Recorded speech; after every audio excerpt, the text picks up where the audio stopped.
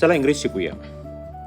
तुम्ही पाहिलं असेल बरेचसे विद्यार्थी मग शाळेतले राहो किंवा कॉलेजचे इंग्रजीचा अभ्यास किंवा इंग्लिशचा अभ्यास एक विषय किंवा सब्जेक्ट म्हणून करतात, जे चूक आहे.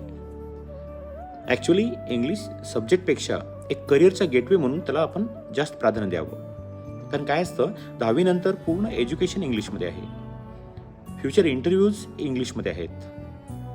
कॉर्पोरेट जॉब्स ऑफकोर्स त्या ठिकाणी इंग्लिश भाषा बोलावी लागते किंवा बऱ्याचशा कंपनीमध्ये इंटरव्ह्यू देताना इंग्रजी आली पाहिजे. त्यासाठी इंग्रजी फक्त सब्जेक्ट म्हणून त्याला स्टडी करू नये. कारण 10वी नंतर तुमचे मार्क्स असं कोणी पाहत नसते इंग्लिशमध्ये किती मार्क पडले ते. पण तुम्हाला जर इंग्रजी बोलता आली तर तुम्ही समजून घ्यायचं की तुम्ही तुमच्या नोकरीचे एक कन्फर्मेशन दिलेलं आहे, एक पूर्ण केलेलं आहे. कारण ज्याला इंग्रजी बोलता येते ऑफकोर्स त्याला बऱ्याच ठिकाणी जॉब लागतो. आणि आता इंग्रजी बोलणे काय आहे, स्किलचा पार्ट आहे. म्हणजे इंग्रजी बोलता आली म्हणजे काय झालं, तुम्ही एक स्किल तयार केली आहे. That's why improve English.